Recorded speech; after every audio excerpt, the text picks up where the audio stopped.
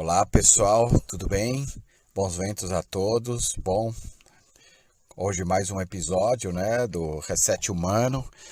E hoje eu tenho o prazer enorme de falar com essa pessoa. Ela é carioca, ela é médica, ela é mãe, é montanhista há 22 anos. Já fez as principais travessias do Brasil. Já esteve no topo da América, no caso Aconcagua, topo da África, no Kilimanjaro, no Cotopaxi, no Equador, Huayna Potosí, na Bolívia, no Mont Blanc, bom, entre outros. E quero citar a sua frase preferida, que é: a inquietude me estimula, os desafios me movem e a família, meu ponto de partida.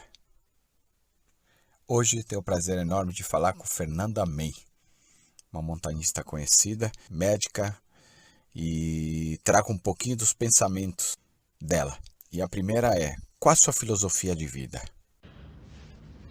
Bom, minha filosofia de vida sempre foi ser feliz em primeiro lugar. Eu acho que a gente tem que fazer o que a gente ama e ser feliz com o que a gente tem. E isso é uma busca eterna e o caminho é tão feliz quanto o resultado final. Então, sempre tive na minha cabeça que a gente veio ao mundo para aprender muita coisa e para ser feliz durante esse aprendizado.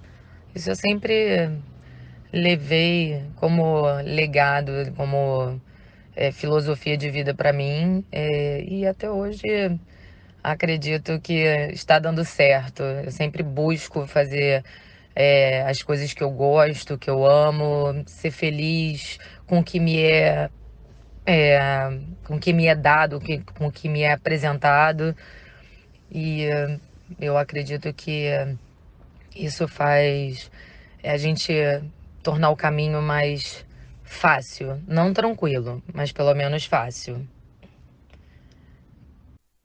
Obrigado pela resposta. Mais uma pergunta, então. Olha, o que faz você resetar, ou seja, reinicializar sua mente nos momentos difíceis do teu dia a dia ou de alguma experiência que você tenha com dificuldade? Bom, resetar a minha mente num período difícil, eu acho que eu aprendi muito cedo.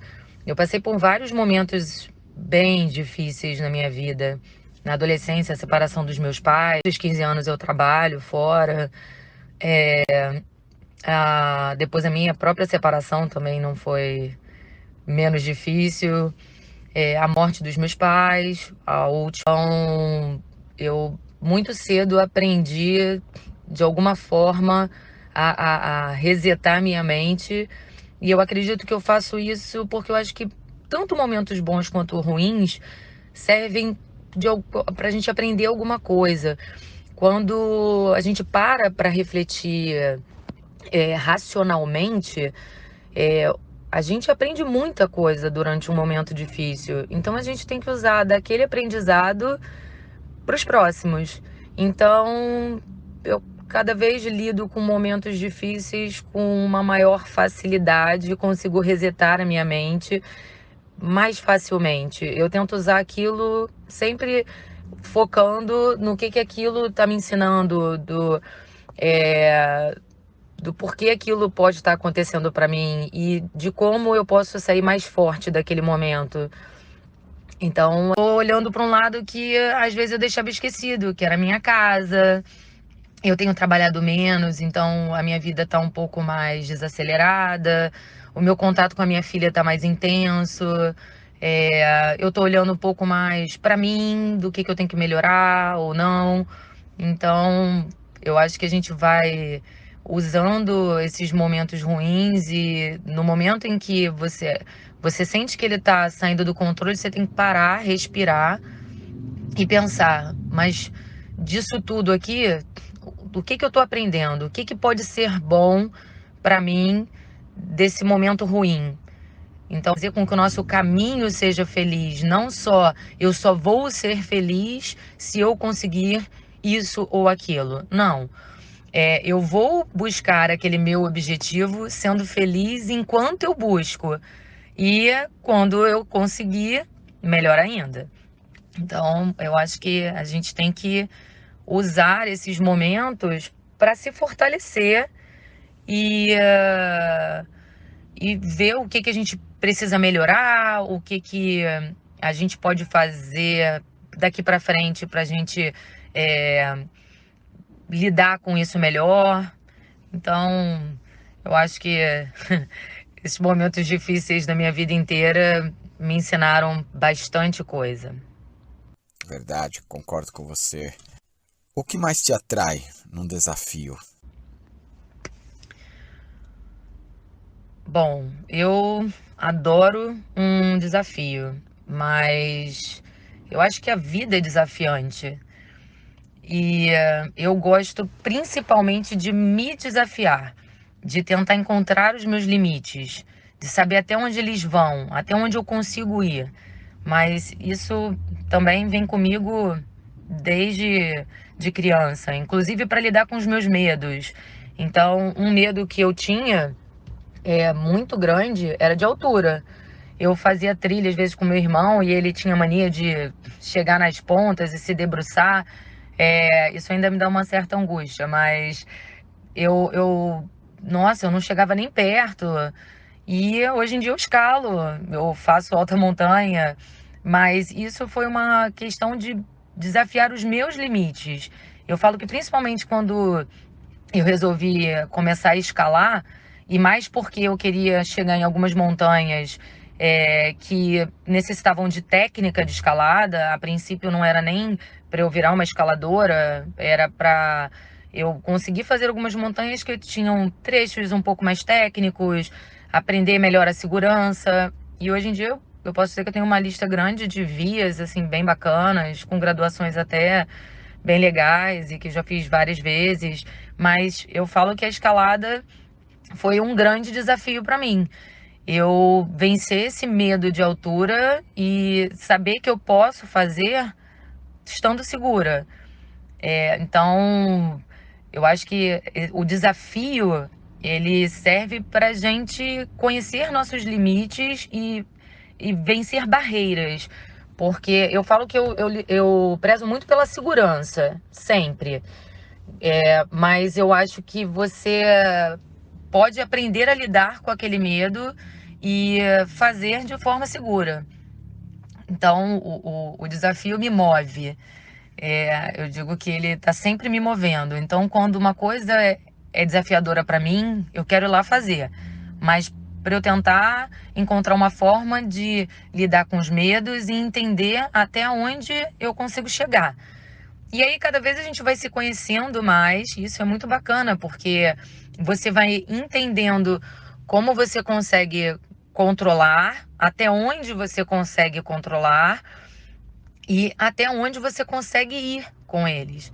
E você acaba se conhecendo melhor. Eu acho que o desafio te leva ao autoconhecimento. Então, eu tô sempre me desafiando. Eu acho que é uma forma de eu estar sempre em movimento. Bom, nós vivemos um momento realmente intro, né? Um momento muito diferente na história da Terra. E queria saber de você, no seu ponto de vista, quais os grandes desafios da humanidade? Eu viajo muito com mulheres nas minhas expedições e eu vejo como elas se fortalecem, se empoderam e fico muito feliz. Eu particularmente acho a mulher muito mais focada que o homem na montanha, mas por uma questão de estilo de raciocínio, né? Tipo de raciocínio, aliás. E eu queria saber de você, como é ser mulher, médica montanhista nos dias de hoje? Bom, a humanidade ela tem grandes desafios e eu acho que o ser humano ele é muito invasivo, tanto nas relações interpessoais como na relação com o ambiente. Ele tenta é, é, ser dono, ele tenta sempre se sobrepor às outras coisas. Mas eu acho que o grande desafio da humanidade é a gente entender que a gente faz parte de um ecossistema e que é tudo um equilíbrio. Então, a gente tem que tanto aprender a viver em harmonia com os outros seres humanos, entender que são todos iguais, independente de cor, raça, credo, tamanho, o que seja, somos todos iguais. Eu sempre brinco com a minha filha que quando a gente abre um paciente, é todo mundo igual por dentro, só muda a capa. Então somos todos iguais. Então a gente tem que aprender a viver em harmonia, tanto com os outros seres humanos, quanto no ambiente onde a gente vive, que senão a gente está desequilibrando o sistema. Então a própria natureza, a gente é muito invasivo, a gente constrói, destrói, e nisso eu acho que de alguma forma a natureza responde de forma negativa a gente. Uma vez um amigo meu me falou, que eu acho sensacional, que o mundo é um cachorro e nós somos as pulgas. Então, quando tem um pouco de pulga, as pulgas estão vivendo ali tranquilas, não está incomodando muito o cachorro vive ali com as pulgas tranquilas. Mas quando a pulga começa a se reproduzir demais, começa a sugar demais o sangue do cachorro, começa a incomodar demais, o cachorro se sacode e grande parte das pulgas vão embora. Então a natureza de vez em quando dá um sacode na gente para a gente tentar entrar em harmonia, em simbiose com ela e não de forma destrutiva. Na verdade é uma simbiose, nós não somos parasitas, eu acho que às vezes a gente age como parasitas. A gente tem que ter uma relação simbiótica com a natureza, a gente retirar o que a gente precisa e repor e viver num equilíbrio com ela. Então eu acredito que o grande desafio da humanidade é aprender essa harmonia de conviver com os outros seres humanos e com a natureza. Eu acho que seria a perfeição o dia que a gente conseguisse encontrar todo esse equilíbrio, essa harmonia. Bom, ser mulher médica e montanhista nos dias de hoje é uma pergunta bem abrangente, né? Porque ser mulher nos dias de hoje, a gente está ganhando espaço, a gente está se posicionando melhor. Eu acho que as mulheres estão se unindo mais, mas a gente vive num país e numa comunidade machista. Isso não há dúvidas. Eu falo que eu não me sinto de forma alguma, nunca me senti diminuída por ser mulher. Pelo contrário, eu adoro ser mulher. E eu falo para minha filha, eu falo para ela como legado que se ela precisa de algum exemplo do que é ser feminista, do que é você ocupar seu espaço, eu falei, olha para sua mãe. Eu sou mulher, eu tenho uma profissão que agora as mulheres estão aumentando o seu número, eu faço esportes onde a maioria são homens e eu faço de igual para igual, mas óbvio que isso tem um preço. Eu sempre tento estar treinada e estar apta a fazer as coisas que eu me proponho na forma de que eu não quero dar trabalho, porque eu aprendi desde cedo a ser aquela pessoa que não quer dar trabalho. Então, eu tô sempre forte fisicamente, treinada, porque quando as pessoas falam isso pra mim, você trabalha igual homem, eu falo, não, eu trabalho igual mulher, eu sou mulher e eu trabalho igual mulher. A Fernanda é um homem na montanha. Não, eu não sou um homem na montanha, eu sou uma mulher na montanha. Mas eu fui treinada a não querer dar trabalho para eu poder não escutar o não quando eu quisesse ser levada. E isso eu muito parei para pensar um pouco isso, ainda mais que nos últimos tempos tem tido muito movimento, né? Feminista, a mulherada está se posicionando mais. E quando tinham alguns questionários e as pessoas perguntavam como é que você já sofreu algum preconceito? Você já foi destratada? E aí eu falava, não. E eu pensava assim, não, será que o machismo é tanto assim? Mas aí eu parei para pensar o que estava acontecendo e comecei a reparar o que estava acontecendo com as outras mulheres. E isso eu falei, não, peraí, talvez seja a minha posição, só que será que isso é correto?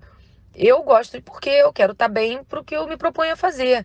Mas e a menina que está começando agora? Eu comecei na adolescência, no final da adolescência. E a mulher que está começando agora? Ela tem que sofrer o preconceito porque ela está começando? Porque o cara que começa, o pessoal, ah, não, o brother tá começando, ele, ele ainda tá, vamos dizer, tá iniciando. A mulher não, é a que vai dar trabalho, é a que vai dar problema.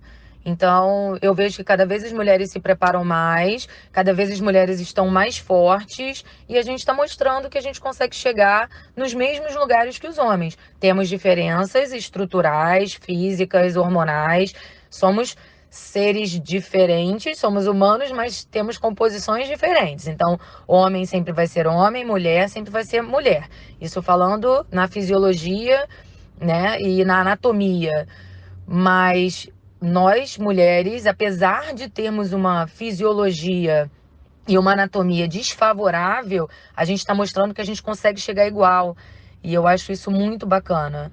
Então eu faço vários projetos, já dei várias palestras estimulando mulheres a irem para a montanha, a fazerem os esportes que querem, mostrarem que a gente é capaz. Talvez a gente tenha que se esforçar um pouco mais pela nossa anatomia e fisiologia, mas que ser mulher médica e montanhista nos dias de hoje é um desafio diário, mas eu me posiciono de forma positiva, favorável.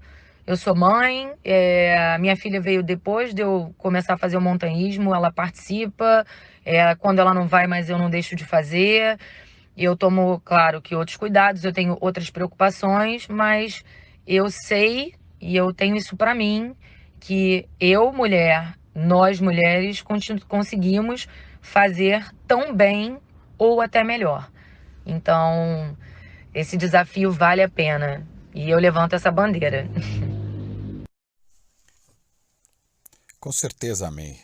Olha, se tem uma coisa que eu hoje em dia não discuto mais com absolutamente ninguém, claro, dependendo da situação e do assunto, é falar sobre igualdade de gêneros. Não discuto mais, para mim é fato, é claro, somos iguais e pronto. No meu ponto de vista, nem a fisiologia para mim me impede. Eu viajo muito com mulheres, como eu disse, para a montanha e não vejo problema nenhum. Pelo contrário, precisa pegar gelo, precisa derreter gelo, precisa montar barraca, não tem erro, né? Uma coisa assim, eu acho que é um papel tanto do homem quanto da mulher, é estimular sim o empoderamento feminino, contínuo, o tempo inteiro, né? Assim como eu também entendo que eu sou pai de meninas e para mim ficar claro, eu preciso ser sempre a melhor referência masculina para ela. E eu não posso ter desigualdade de gênero nenhum. Além disso, sempre a melhor atitude. Não que a gente não erre. A gente erra, mas quando erra, conserta ou busca consertar. Um outro ponto, só para concluir, que eu acho importante, é que as meninas precisam de líderes e referências femininas fortes, sempre, para se inspirarem, para se sentirem importante tanto quanto. E o melhor exemplo que eu digo, ele começa em casa, com os pais, né? Essa pergunta eu acho ótima. Queria saber de você, Man, no que o montanismo te ajuda no dia a dia? Ele te ajuda a desenvolver ou aprimorar alguma habilidade que te favoreça como médica? O montanhismo e a minha profissão, eu digo que a minha profissão em específico, a anestesia, eu falo que tem tudo a ver. A anestesia, ela precisa que você tenha controle emocional, principalmente nos momentos onde as coisas fogem do controle e onde todo mundo se apavora, é onde a gente tem que manter a calma e assumir a liderança. E tem horas que é monótono, tem horas que é emocionante, tem horas que é lindo, tem horas que é triste. E o montanhismo tem muito disso. Então, eu traço um paralelo bem bacana entre o que eu desenvolvo, principalmente psicologicamente, na montanha, para o que eu levo na minha profissão. A gente tem um caminho longo, né? Alguns são mais desafiadores, e essa questão da gente manter o equilíbrio e nos momentos onde as coisas complicam, a gente conseguir lidar de forma clara e rápida. Além de que depois que eu comecei a, principalmente, participar de clubes, eu comecei a fazer vários cursos de medicina em áreas remotas. E, inclusive, é engraçado que num dos que eu fiz pela WMAI, o senhor que veio dar a aula pra gente, que é um americano, ele, na primeira aula, ele sentou e falou: rasguem seus diplomas. Porque eu sempre brinco em todas as aulas que eu dou que as pessoas acham que você tá lá na expedição, tá na excursão, tá na trilha e você é médico, você tem que saber resolver tudo. Só que a gente é treinado para resolver as coisas dentro do hospital, contendo aquele material, aquele equipamento ali.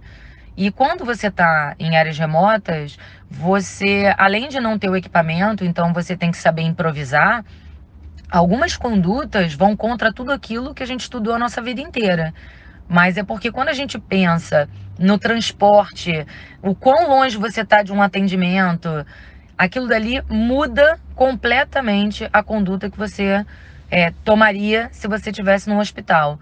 Então é muito bacana, foi muito bacana eu começar a fazer os cursos, que hoje, além de eu dar aula no clube que eu participo, que é o Centro Excursionista Brasileiro, dou aula em outros clubes também, já dei algumas palestras pela internet, em lojas, e é legal porque as pessoas têm que entender isso, que a medicina de áreas remotas, tanto é que hoje em dia, nos Estados Unidos principalmente, é uma especialidade, porque ela é completamente diferente da medicina aplicada hospitalar. Então, não adianta você achar que a pessoa tem que saber tudo que vai fazer só porque ela é médica. Não, ela está num ambiente que não é o dela e ela não é especialista naquilo. É a mesma coisa que você querer pegar um radiologista e mandar ele fazer uma anestesia. Ele pode até ter uma noção, pode até manter o paciente vivo com dificuldade, mas não é a área dele. Então, isso é legal, assim, para as pessoas entenderem que você ser médico não significa que você vai saber resolver tudo quando você está numa área remota. E a questão do paralelo psicológico, eu vivo diariamente isso, levo para a montanha os ensinamentos da minha profissão e levo para minha profissão os ensinamentos da montanha. O que mais te impressiona no planeta e no ser humano, May? Bom, o planeta me impressiona a todo momento. É, o nosso planeta é um organismo. Então, todos somos órgãos que trabalhamos para manter o nosso organismo funcionando. E para mim isso é fantástico, esse equilíbrio onde todas as espécies têm que manter um equilíbrio para sobreviver. Quando uma se extingue, a outra provavelmente vai se extinguir também. Essa questão da água, dos nossos oceanos em equilíbrio com a parte de terra. Eu sou fascinada, eu acho que o nosso planeta é lindo e, e a gente fazer parte dele só me deixa agradecida. E no ser humano, me impressiona tanto coisas boas como a empatia de alguns, a solidariedade. é, a gente vê esses movimentos atualmente, né? E até na própria quarentena, eu fiquei muito feliz de ver assim, a quantidade de movimentos para as pessoas ajudarem as que estão em mais dificuldade, de coleta de alimentos, distribuição, uns ajudando aos outros. E então eu acho que o ser humano ele tem um lado muito bom, muito bacana, mas como eu falei anteriormente, Eu acho que o homem, ele precisa ter mais equilíbrio para conviver com os outros e com com as outras pessoas e entender que ele faz parte desse organismo e que ele é necessário para manter o equilíbrio do organismo. E também essa coisa me impressiona, mas de forma negativa, essa questão do preconceito, do racismo, preconceitos em gerais, que eu não consigo entender, para mim é tão descabido. E essa coisa do homem, às vezes, defender cegamente, de forma radical, posições que, para mim, não são explicáveis, porque todo mundo tem que viver com um objetivo óbvio, único, de tentar transformar as coisas em melhores. Mas como é que você vai conseguir se unir se você não aceita o outro por ele ser diferente de você? Apesar de sermos todos iguais, como eu falei, quando a gente abre o paciente, os órgãos são todos iguais, a essência e os detalhes de cada um são diferentes, mesmo na anatomia. Ninguém é igual a ninguém. E o jeito que o outro é, o gosto, a crença, não torna ele diferente como ser humano, mas apenas diferente como indivíduo. Então as pessoas têm que aprender, o ser humano tem que aprender a respeitar a individualidade de cada um, assim como ele quer ser respeitado. Então, ultimamente, o ser humano até me impressiona positivamente, mas em algumas coisas, mas principalmente negativamente. E eu acho que a gente, né, século XXI, a gente era para estar um pouco mais evoluído em relação a isso.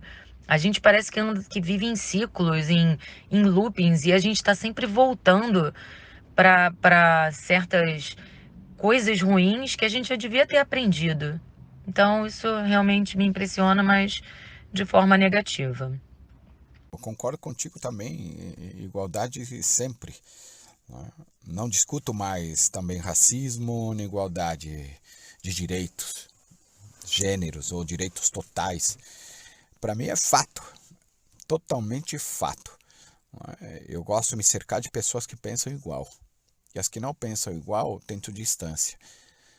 E se houver alguma condição de conversar isso de maneira educada e adequada, aí sim, discuto de uma maneira forte, de uma maneira contundente, de uma maneira que acrescente a ambos. Agora, uma pergunta que para mim é o ponto de partida de quase tudo, né? Queria saber de você, quais são os seus sonhos atuais? Os meus sonhos atuais, eu tenho tantos sonhos, mas eu eu sonho com várias montanhas e objetivos. Eu adoro, eu amo montanha, eu sempre separo pelo menos uma viagem por ano para ir para montanha, mas eu adoro fazer turismo de outras formas também. Então, tem vários lugares do mundo que eu quero conhecer e eu quero conhecer o Egito, Marrocos, de montanha. Eu tenho um sonho de fazer o Denali e então, se Deus quiser, nos próximos 2 anos eu quero fazer o Denali, eu quero ir na Antártica, eu quero fazer trabalhos sociais pelo mundo afora. Eu brinco com a minha filha que depois que ela não depender mais de mim financeiramente, que ela seguir a vida dela, eu 2 vezes por ano vou mandar passagem de avião para ela me encontrar em algum lugar do mundo que eu vou estar fazendo algum trabalho social. É um sonho. Então, eu tenho. Mas os atuais mesmo, eu tô montando um projeto com alguns amigos para ir para Bolívia, a gente tentar fazer 6 comis de 6.000, deve ficar pro ano que vem. Quer dizer, deve não, né? Vai ficar pro ano que vem. E tenho esse sonho do Denali e de um projeto da Antártica, que esses são os mais atuais, se Deus quiser, acabando essa quarentena, e eu vou conseguir botar em prática. Sonho, com certeza. Sonho é o ponto de partida para tudo. É isso que move o próximo ponto, que seria a atitude. E a atitude te leva em busca de conquistar. E depois a conquista, o agradecimento. Seria um sonho ver todas as escolas do Brasil, né, terem uma aula referente à vivência em ambiente natural e montanismo, onde as cidades estão próximas. Eu viajo muito pela região sul-sudeste, né, e eu vejo, você vai para Minas, é montanha para tudo que é lado. Imagina em cada cidadezinha dessa, em cada escola dessa, ter uma aula que ensine a acampar, a respeitar a natureza, a conviver com ela de uma maneira sincronizada e harmoniosa. Eu acredito sempre que quem melhor cuida é aquele que conhece o lugar. Bom, você é montanhista, eu também, a gente sabe como é lidar com essa próxima pergunta, tanto na montanha como no dia a dia. Nós já conversamos sobre esse item, mas queria entender sobre você, o que você pode me falar sobre ética na vida e na natureza. No caso, também pode ser relacionado ao montanismo. Ética é o resumo daquela frase, né? Não faça com os outros o que você não gostaria que fizessem com você. Mas eu acho que mais do que isso, a gente também tem empatia do que é importante para o outro. Porque nem sempre o que a gente gostaria que fizessem pra gente é o que o outro deseja pra ele. Então, a gente tem que, na vida, na montanha, e eu acho que isso daí, na verdade, não tem uma barreira, porque não existe uma pessoa que é ética na vida, e não é ética na natureza, e vice-versa. Eu acho que a gente ter boa conduta, condutas de boa fé, a gente ser correto, é uma coisa que a gente tem que exercer na vida, independente da montanha, na natureza ou não. A gente tem que pensar no coletivo. Isso eu acho muito bacana, quando no montanhismo principalmente, porque tudo bem, tem pessoas que gostam de praticar sozinhas, mas eu acredito que não seja o ideal. Quando sempre que você vai para uma área remota, que você vai para um lugar distante, o ideal é não ir sozinho. Então, normalmente é um esporte, é uma prática de vida coletiva e que não existe o ganhador, porque não é uma competição. Na verdade, ganha-se quando todos chegam. Então, isso estimula o trabalho em grupo de uma forma muito bacana. E eu acho que a ética tem que ser aplicada de forma a você agir corretamente com as pessoas que estão com você, agir corretamente com a natureza, você saber preservar, saber cuidar. Então, às vezes vou pegar um atalhozinho. E aí você não está sendo ético com a natureza, porque você acha que é só um atalhozinho, mas você vai deixar aquele caminho que vai ficar marcado, que depois 200 mil pessoas vão passar por ele, que vai ver marcado, e às vezes até por erro vão entrar ali e vão abrir aquele caminho novo, destruindo a natureza. Então, às vezes a gente pensa que em ética é uma coisa muito grande, mas começam nesses pequenos atos que a gente acha que não tem nada demais, mas que tem. Então a gente de pegar animal silvestre, mas eu vou cuidar bem dele porque ele aqui pode não ter como. Não, isso não existe. O animal tá lá, é o ambiente dele. A gente não tem que pegar, não tem que arrancar planta.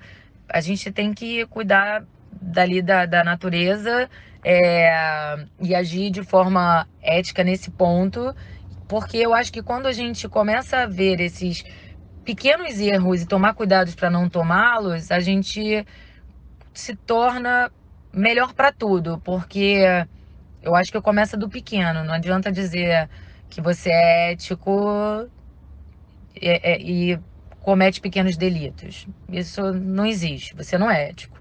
E a ética também da questão de você assumir os seus erros, de você não inventar o que você não fez, que isso eu fui descobrindo, né, com o tempo do montanhismo, e é muito feio, né, as pessoas não conseguirem fazer um negócio e falar para todo mundo que fez,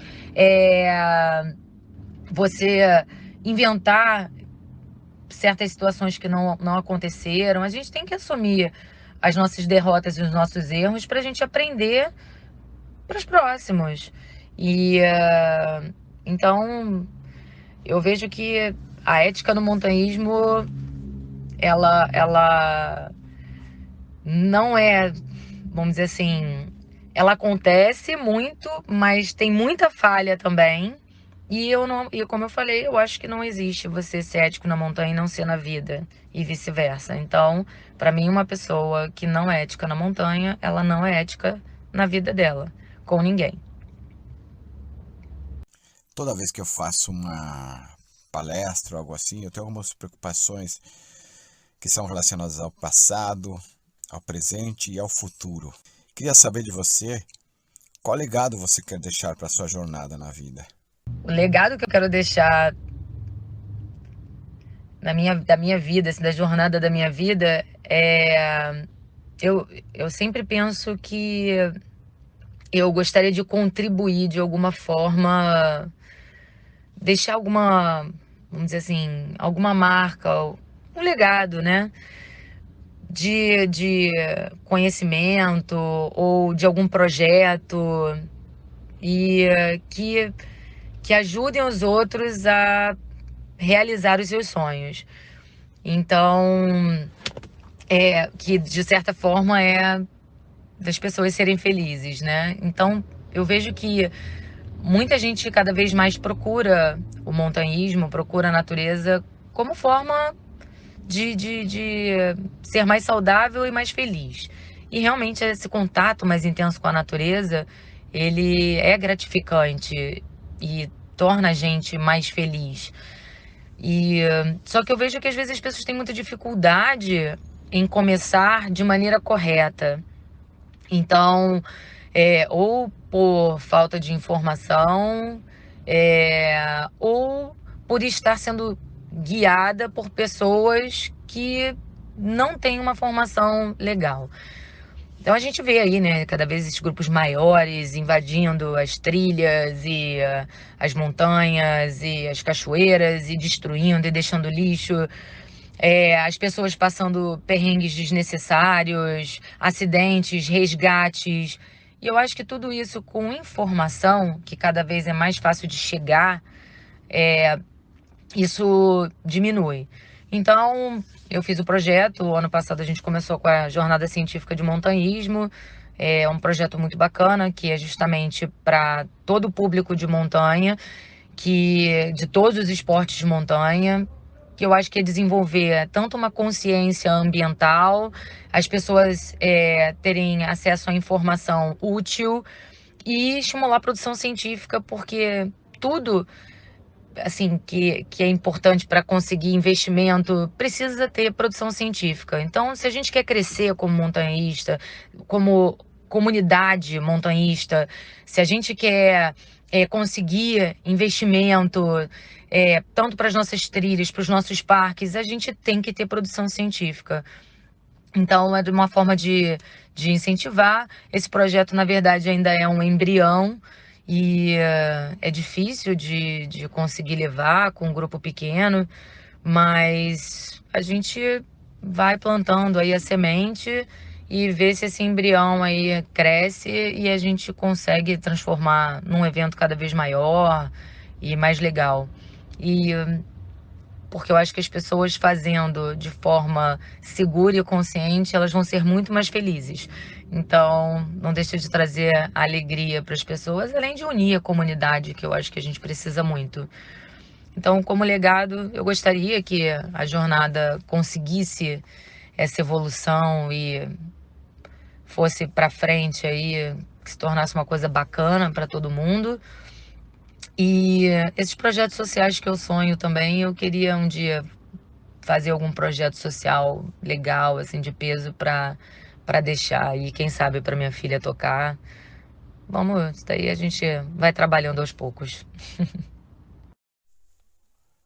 A jornada científica de montanhismo no Rio de Janeiro é um evento que, para mim, é um dos melhores do Brasil e da América do Sul, porque ela traz informação democratizada para todos os níveis, para quem gosta de praticar continuamente, para aquele que está aprendendo, para aquele que ainda pode começar, e com teor científico.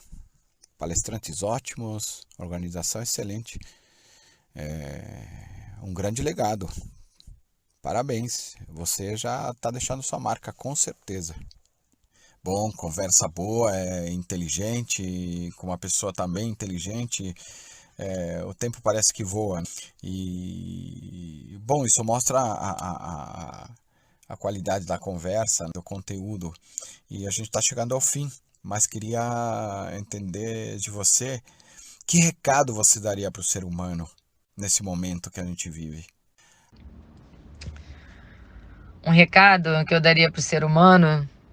Então, ser humano, somos todos seres humanos, somos todos iguais por dentro. Então vamos aprender a ser humano de verdade. Vamos aprender a ter humanidade com o próximo e com o ambiente onde a gente vive. Esse é o recado que eu tenho para dar. Bom, foi essa conversa com a Fernanda May, montanhista, carioca, mãe, médica. E queria te agradecer, Fernanda. Obrigado pela participação. Sempre um papo muito legal, uma cabeça muito boa. E hoje no tema queria muito entender os seus pensamentos, suas ideias, mas tentando fugir um pouco das perguntas convencionais. Bom, então eu quero agradecer esse convite ao Reset Humano com o Fred Duclerc, pessoa muito querida e que é grande estimulador dos meus projetos. E é muito legal estar falando aqui um pouquinho sobre montanha num prisma diferente, onde a gente consegue se expor e mostrar as nossas visões, como que a gente vê, como que a gente é de verdade, num bate-papo um pouco diferente. Obrigado, Fred. Ó, obrigado a todos. Um beijão. A gente se vê por aí nas montanhas. A gente tem uma relação diferente com a vida e com as coisas. De coração, muito obrigado. E bom, pessoal, quem está ouvindo, se tiver alguma sugestão, por favor, mande uma mensagem, me escreva. Estou à disposição. E bons ventos a todos. Boa semana. Até o próximo podcast. Obrigado, pessoal.